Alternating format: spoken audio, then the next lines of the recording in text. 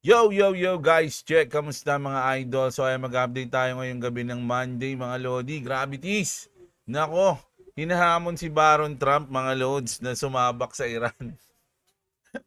Maraming mga Americans ang naging sinasabi na sumabak si Baron sa Iran. Mga lods, ang kulit, no? So, ayan yung mga update. Marami tayong update ngayon, mga idol, na sa bago ang lahat, palike muna ng ating video, syempre. At sa mga gusto ng ganitong content, everyday news, mga idol, mag-subscribe na kayo sa ating channel. Ayun, mga lods, no? So, let's go, ah. Punta muna tayo dito sa chart natin bago tayo mag-news. So, ayun na nga, nangyari na nga ang consolidation dito sa range na to. Di ba, mga lodi? Sabi sa inyo eh. O, ngayon, mahirap hulaan na yan kung ano susunod. Hindi ko na alam. Pero sige, ito try natin, mga lodi. Pero hindi. Kasi kapag ganyan, mga idol, kasi nasa 15 minutes time frame tayo, pag kinuha natin sa 5 minutes time frame yan, mag-iiba na. Sabihin natin 1 minute, sige. 3 minutes na lang.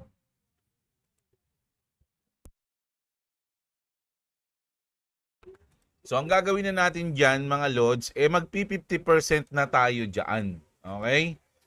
Dyan sa range na yan. O, yan, mga lodi, So, hintayin natin kapag dito siya, yan, lamang siyang mag-drop. Kapag nakaangat siya dyan sa 50% niyan siya nag-consolidation, mas lamang siyang mag-breakthrough. So, ganun yung ano natin, ganun yung tingin natin dito. Sa ngayon, medyo mahirap pa to mga lods. Mahirap tansyahin, no? Nag ko na kaya to dito.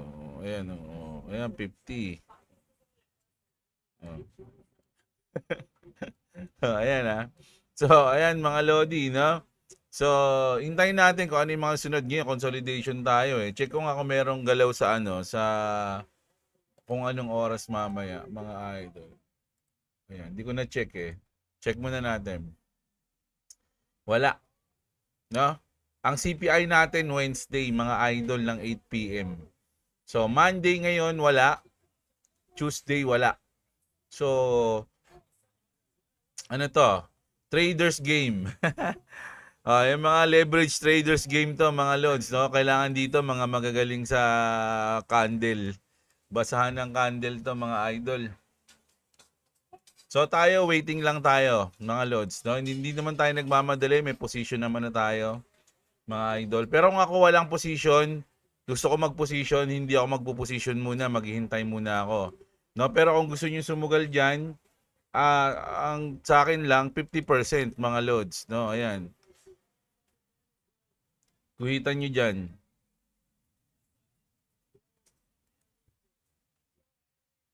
Ayan. So, pag inuhitan nyo na yan dyan, mga idol, susundin nyo na yan. Kasi kung leverage trader kayo, ayan, lamang dito sa baba eh. Lamang, tapos may isa pang malaking wick. So, kung po-position kayo, dapat dito sa sa kalahati. No? Tapos, magigis kayo kung pataas o pababa. Ganun yun, mga lodi. Pero wag niyong gagawin yun, ha. Medyo sugal talaga yan, mga idol. O sa inyo, wag na muna. Wait lang muna kayo ng big move bago kayo mag-position. Ganun lang. Or magbodega na lang kayo. Ayun ang pinaka-the best. Okay?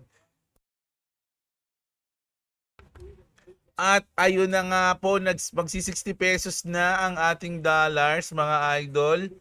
Philippine peso hits new all-time low against the US dollar amid geopolitical tension, mga idol. So, kita nyo nung kailan ba huling nag 60 pesos?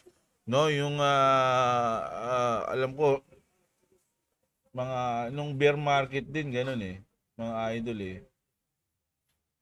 Halos muntik din siya mag 60 pesos. Ganito rin 58, 59.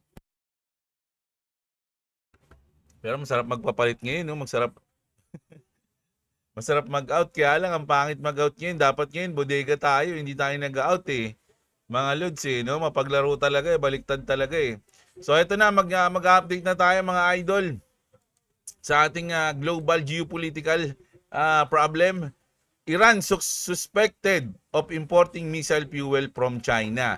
Two Iranian vessels tied to Tehran's missile program have departed the Chinese chemical storage port and are now heading toward Iran. So parang ano sila, nag-igib. Nag-igib mga idol, no? The ships are believed to be carrying sodium perchlorate. Perchlorate, o parang ganyan. Perchlorate. A key ingredients in solid rocket fuel, raising concerns in Iran could replenish missile supply. So ayun na nga mga lodi, mukhang nag-refill yung Iran sa China. So ibig sabihin mahaba-haba pa to, di ba?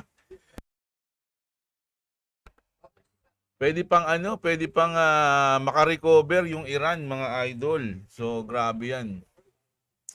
At speaking mga lodi, yung US Boeing E-6B Mercury to the Middle East. Ayan. Dineploy yung Boeing E-6B. Boeing talaga, no? Si Boeing Manyalak. Alala ko lang. Ano ba yan? Ano ba yung Boeing E-6B? Known as the Doomsday Plane. This flying command center coordinates nuclear strike and communicates with submerged subs. Oh, ito daw yung mga nagdadala ng mga nuclear, mga idol, no? Ito yung delikado pala to. Ba't papunta to sa Iran o sa Middle East? Nagamit na ba sila ng pinagbabawal na teknik? Nako. Once na gumamit ng pinagbabawal na teknik ang US, mga lodi, maraming makikialam. Makikialam na yung China dyan tsaka Russia. Sa tingin ko lang kasi kung ayaw nilang makialam ang Russia and China, dapat dyan bakbakan lang, missile, drones, gano'n hanggang mapasuko nila yan. Pero kung gagamitin nilang pinagbabawal na teknik, marami nang tututol, mga lodi, no? So ayan yan. Tapos eto naman. Speaking mga lodi Trump is confirming he and Netanyahu decide together when this war ends. No, kumbaga, nag-uusap sila palagi, no? At silang dalawa yung magdi-decide kung kailan na matatapos tong gera na to. I think it's mutual, a little bit. Sabi ni Trump to We've been talking. I'll make a decision at the right time, but everything's going to be taken into account. No, kumbaga, dalawa silang nagdi-decide sa tingin ko, pero ang final verdict dyan is kay Trump, mga lord. Sa kanya yung final decision. Okay? So, ito na mga lodi. Kung inaasahan natin na magtataas ang langis, bukas na pala to. Bukas ng umaga. Alas 6 ng umaga. Ang nung nangyari, bumaba ang presyo ng langis, mga idol, no? Oil in the US fell 19% after it was reported that G7 countries are considering releasing 400 million barrels of crude oil from their reserve. 'Di ba? So ibig sabihin, walang mangyayaring shortage ng oil. Kasi kung iniisip niyo mag-short, ito na 400 million barrels ng oil, mga lodi, ang ilalabas ng G7. Will this be enough to contain price and avoid a shock? Or do you think it will be a temporary drop? Kasi imagine mga lods, almost lampas na ng $100 per barrel, tapos biglang bumaba ng 96 o 95 per barrel. Diba? So mga 19% yung binaba. So hindi natin may alam kung ano may epekto nito bukas, kung ano yung i-announce o kung mataas ba yung ilalabas. Kasi kung mataas, syempre magtataka yung iba, mataas bumaba nga ngayon o gaganon yun, di ba? Tsaka alam ko wala pa namang 15 days. Kasi usually may mga reserba yan hanggang 15 days bago magbago yung price. Ganun yun mga lods. Pero yun syempre dito sa Pilipinas, na dito nagkakaroon ng fear uncertainty and doubt Kaya nagkakaroon ng FOMO. Pati sa oil napo-FOMO. Ako nga na-FOMO ako sa oil Bigla na lang ako nagpagas nung nakaraang gabi. Yeah? So speaking mga lods ng oil natatandaan nyo ba na si Trump bumili siya ng 30 million worth of barrel ng oil, $30 million. Eh, paano ngayon yan? Nabenta niya na ba? Kasi bumaba na eh, oh. Delicate siya kapag inipon niya yun. Pero sa bagay, oil naman yun. Hindi natin alam kung hanggang kailan yun pwede niya i-hold. Di ba? Pero speaking of Baron Trump, eto na mga Lodi, no? Urgent. The German newspaper Bild, no? Ayan. Reported that thousands of Americans online are demanding the recruitment of Baron Trump, the youngest son of Donald Trump, and sending him to fight in Iran, mga Lodi. O, paano yan? Papalag ba si Baron? Papayag ba si Daddy? Ang tanong. Di ba? Siyempre, hindi mangyayari yun, mga Lods. Kasi ngayon pa lang, may mga plano na kung ano yung gagawin ni Baron sa Amerika, mga Lodi, no? Ngayon pa nga lang eh, kita nyo, bumibili na siya ng mga oil. Alam niya na yung nangyayari.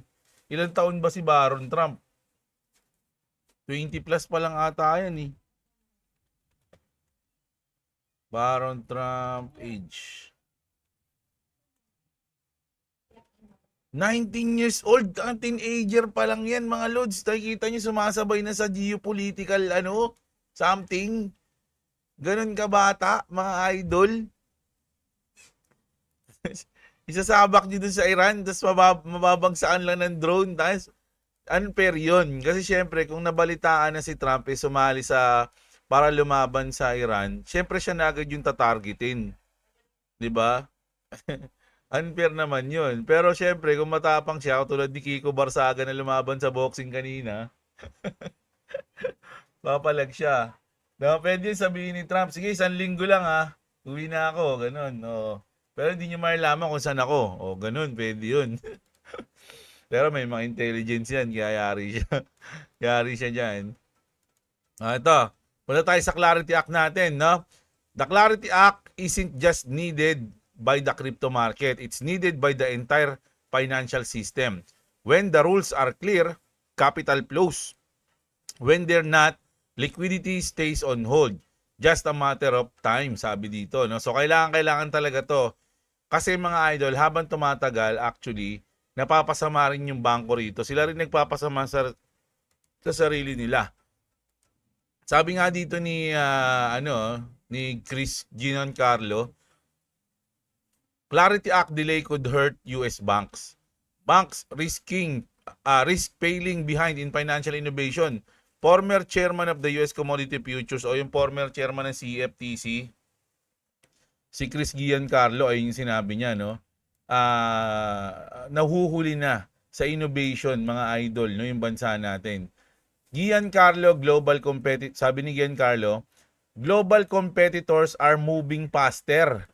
The stalled of Clarity Act has created regulatory uncertainty. Kumbaga, dahil hindi niyo siya pinapasa, imbis na maganda yung tingin, parang nagkakaroon tuloy ng ibang isipin eh. 'Di ba? Ano po nangyayari? Bakit di pa pinapasa yan? Ba't nagkakagulo? Anong meron? Anong ganyan ba? Baka may kanya-kanya kayong agenda diyan kaya hindi mapasa-pasa. So, nagkakaroon pa ng ibang isipin. Banks remain cautious about deploying capital into crypto infrastructure. General counsels are warning board about legal risk, mga idol na. Pero ang punto dito, mga idol, nauunahan na tayo ng iba. Yung mga competitors natin, medyo matindi na yung mga ginagawa, no? Tapos akala ko ba gusto ni Trump na maging crypto capital of the world in US, pero ba't ayaw niya ipasa to? Isa to sa mga importante para mangyari yun. 'Di ba? Eto na, the Gulf states are pulling their money out of America. Yan na, patay tayo dyan kasi tagal ng batas eh. There is growing speculation that the following countries are going to switch from using SWIFT and use RippleNet for cross-border transfer. No, Saudi Arabia, UAE, Kuwait, and Qatar, these 4 nations do over 3.42 trillion in global trade, excluding oil. XRP is about to become a serious SWIFT replacement. Ayan na. Patay tayo dyan, mga idol. Hindi ko na sabihin nyo sa XRP pero dahil nga sa nangyayari, nagpo-pull out na, no? Yung mga ibang bansa, mga idol. Paano yan?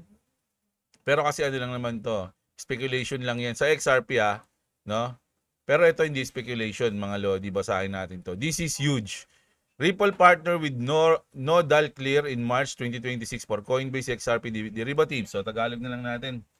Inilunsad ng Bank of New York Mellon ang tokenized deposits. Ibig sabihin, yung pera sa bangko ay nagiging digital token from a form na nasa blockchain para mas mabilis ang paglipat, collateral margin at 24/7 na gamit. Kasama rito sina Ripple, Ripple Prime at Nodal Clear bilang mga unang gumagamit ng early adopters. O sabihin natin early adopters. Tapos noong March 5, 2026, nagpartner ang Ripple at Nodal Clear para ibigay o para bigyan ng access ang mga institutional clients sa coin-based derivatives. No? Na-news natin yan, mga regulated futures contracts na cleared ng 24/7 sa ilalim ng CFTC, mga idol. Ano ang epekto nito sa XRP? Mas maraming institusyon ang pwedeng mag-trade, mag-hedge at mag-invest sa XRP ng regulated na at ligtas, mga idol, no? Mas mataas na liquidity dahil may 24/7 clearing plus instant settlement gamit ang tokenized cash mula sa Bank of New York derivatives loop. Bumaba ang risk at mas madali ang portfolio margining. Kaya mas gusto ito ng malalaking players. Pinagsasama ng TradFi o traditional finance at crypto, XRP kasama na sa parehong stock kasama ang BTC, Ethereum, Solana sa regulated derivatives market. Mas malakas na utility para sa XRP ledger, lalo na sa cross-border payments at ngayon sa derivatives plus tokenized money. Sa madaling salita, hindi na lang maybe o hype, totoong institutional adoption na nangyari. Binubuksan na ang malalaking pinto para sa XRP na gamitin sa totoong pera mula sa pinakamalaking bangko at custodian sa mundo. And documented yan mga idols, no? Kung matagumpay itong lumaki, maaaring magdulot ito ng malaking pagtaas ng demand at presyo ng XRP dahil sa totoong paggamit, hindi lang spekulasyon. Yan na. Kumbaga hindi lang speculation, totoo na siyang ginagamit. Okay? So documented yan sa XRP. Tapos ito na. Dahil nga, ito, documented kasi ito kaya hinuli ko kay Smoke. Sabi rito mga idol, no? The Clarity Act was always the golden goose. It's the one that could have the most transformative impact on the digital asset ecosystem. It was always regulations. Sa tingin ko mga lods, hindi pa ready yung US o hindi pa ready yung market sa sa bull market. Pinapatagal pa nila. Kasi sabi nga mga idol, once na mapasa to, yung Clarity Act, yun na yun. Hindi na pwede, wala nang balikan mga lods, no? Once na mapasa tong Clarity Act na to, yun na, mga idol. Kaya hanggat hindi pa napapasa, bodega na lang tayo, mga lods, opposition. Ganun yung pwede natin gawin. Ngayon, maraming nagsasabi talagang ito yung golden goose, yung Clarity Act natin, mga idol, no? So, ako, mga lods, although medyo nung mga nakaraan, hindi ako nakakabodega kasi kailangan din namin dito sa aming bahay, no? Dahil marami ring gastusin. Pero pinipilit sa pagtitrade na lang ako umaasa talaga. pag natatalo, tahimik sa Gedli. Pero pag nananalo, ayun, medyo dinadagdagan natin yung bodega natin, mga idol. Pero nung mga nakaraan, medyo humugot pa nga ako, binawasan ko pa yung bodega ko Pero ganoon talaga, mga idol, no? Hangga't maaari kung ano lang yung kaya natin, yun lang ibigay natin. Sabi nga, invest what you can afford to lose lang. Hindi ka naman pwedeng tumodo. Baka mamaya, magkaroon ng hindi inaasahang pangyayari, magsisi ka sa huli. Okay? So, punta na tayo sa inyo mga comment. Grabe. Siyempre, babasa tayo, hindi kay Kiko Barsaga. Dito tayo. Ang labit ni Kiko, no? Pero maganda talaga yan maglaban si Charis tsaka siya. No, Meow versus Charis. Share ko lang TV, mas malayo si Mang Husin, trilyonaryo. Oo nga mas iba ng level nun, mga lods. Di kalibre na yun Si Pete Pelizardo, always shoutout sa iyo. So, si OTG, mga tangang kabataan, puro bading pa. Ang kulit ng mga kabataan ngayon na nagrarally. Parang kala mo magaling lang sa bar no? Yung itsura nila parang galing lang sa bar, tas nung umaga biglang napag-usapan na, rally tayo. Ah. Ang kukulit eh, no? Lisa Yun, shoutout sa'yo, Peng Way Coins. Uminit ulo ni Boss Jeb sa rally, kalma lang, maayos din yan. Si Peng Likalag, ayan, Boss Jeb, may pag-asa pa ba tayo? Idol, easy ka lang, Lods, no? Alam nyo ba, ako nga 4 na taon na naghihintay eh. Panlima na ngayon eh. Taon yun ha, mga Lodi ha. Meow si Idol, dapat ginawa mong thumbnail yung kaloka-like mo para history making. O pwede rin ipalit sa camel. Sana mga Lod. Medyo nag-trending siya ngayon, no? Medyo nag-trending yung mukha ko dun, no? Yung, ang daming post dun eh. Yung itsura ng bata, yung lalaki na yun, yung bata na yun, yung ano, yung nagsabi na, Amerikano ba kayo? But, ano ba yun? Kalimutan ko yung sinabi nyo, wala kasing kwenta. Ferdinand Diesel, shoutout sa'yo.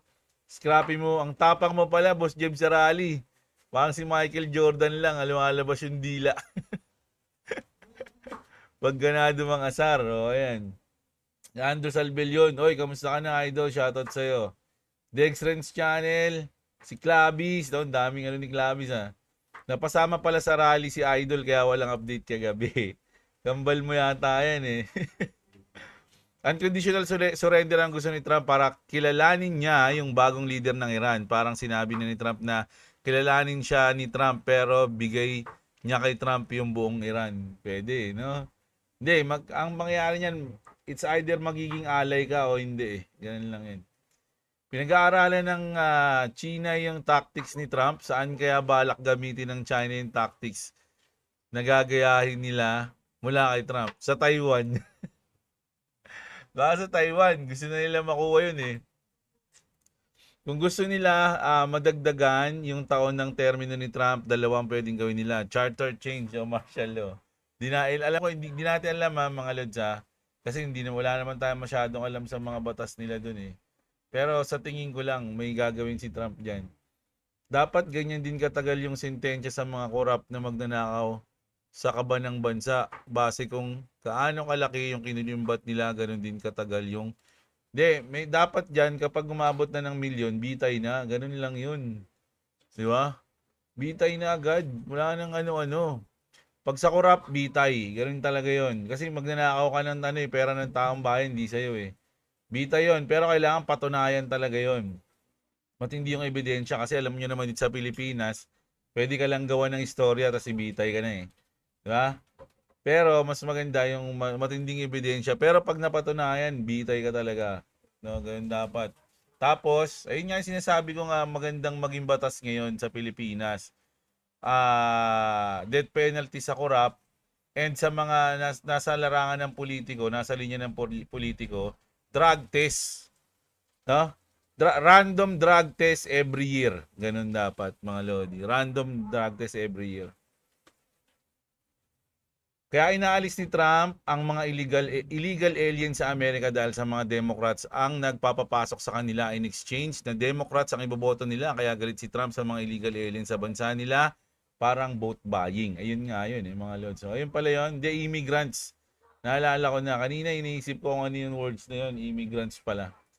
Yung China ang banatan nyo, hahayaan pa kayo ng mga pulis mag-rally. Yung mga mangingisda ang ipaglaban nyo, sabi ni IT Channel.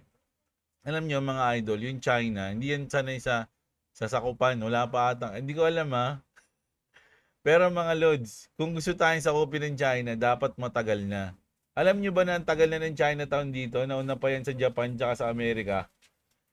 Diba sinakop tayo ng Espanyol? Alam ko nandito na yung may China na dito nun. May Chinatown na. Di ba? Tas may sumakop pa sa atin, Amerika, tapos Japan pa. Di sana sila na lang sumakop sa atin kung gusto nila tayong sakupin. Di ba? Tsaka sinong sasakop sa Pinas ngayon? Dahil makukulit. Tignan nyo yung mga kabataan nagrarally. Mga pasaway yung mga Pinoy. Dahil gusto sakupin. Sabihin lang nung yun. Tayo na huwag niya sakupin yung Pilipinas. Tayo na pag nasakop natin yun. Problema lang tayo dyan eh. Ganun lang. Ganun lang yung mga tao eh. Yung sasakop eh. Nakakainis, Lods, dahil bumaba ang price. Mas nakakainis pag laka budget pang bodega. Oo nga eh. Ako din, inis din ako eh. Wala eh. Tayong paitok eh. Boss Jeb, anong rally yung sinalihan mo? LGBBQ. LGBBQ. Oh, yan.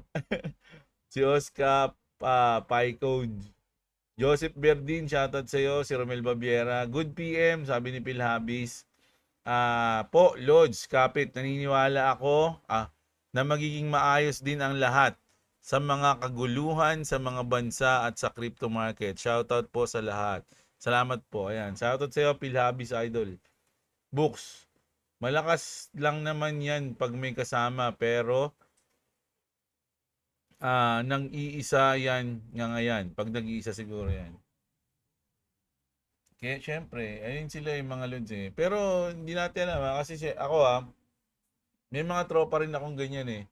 Aktivista, mga lods. Pero ngayon wala sila, hindi ko lang kung bakit. Pero syempre, kapag ganyan, sa tropa kong aktivista, hindi ko siya tinatanong ng mga ganyan, mga lods eh, kasi paniniwala niya. Wala, kanya-kanya kaming respeto ko yung mga paniniwala ng mga tropa ko, mga lods, no? Kapag may ganyan silang trip, bahala kayo, trip nyo yan eh. Pero pag magkakasama kami, pare-pares kami ng trip. Kasi meron kaming isang bagay na pinagkakasundoan, kaya kami magkakaibigan. Pero other than that, kapag may iba silang trip, hindi ko na pinapakailaman yun, mga lo. Di ba mag-aaway pa kami.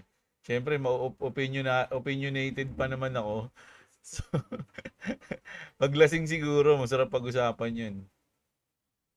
Si Edwin, ayan, shoutout sa'yo. Si Nochi, share ko lang TV. Bargain ngayon ang Kronos. Meron ako niyan at Kanton. Ano yung Kanton? Meron bang Kanton? Romeo, saan ka idol nakakuha ng iba mo mga news? So dito sa X. Galit sa Amerikano pero gustong gusto pumunta sa Amerika at magpa-citizenship. Oh, ayan mga lodi.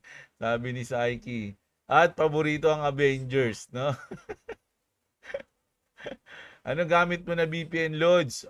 Meron ako dyan sa link sa description, mga lodi. Andyan yung mga, pag tinignan nyo yung sa baba ng video natin sa description, makikita nyo yung mga link dyan. Check nyo.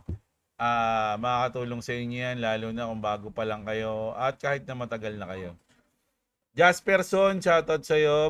Mabel Sambales, always, shoutout sa'yo. How to Life, Immigrants, Kuya Jeblo. Ayun, yung Immigrants. Ayun na nga. Salamat sa'yo, idol Dito natin makikita, idol, na ang present government natin hindi nag-iisip ng future ng mamamayan. Na kung yung ninakaw na trillion pesos, sobra pa pang subsidy sa oil price kahit magkagera pa ng 2 years. Pinas hindi prepared sa mga ganitong unpredicted geopolitical. Kasi nga wala nga, idol. Isipin nyo, sa Pilipinas ka lang makakakita ng kakapanalo lang sa eleksyon. Ang iniisip niya na agad is kung paano siya marire-elect sa susunod na eleksyon. Ganun, kalupit ang mga Pinoy pagdating sa politika. Mga lods, ganun sila kagahaman sa kapangyarihan. Kakapanalo mo lang. Dahil isipin mo agad kung paano ka marire-elect sa susunod.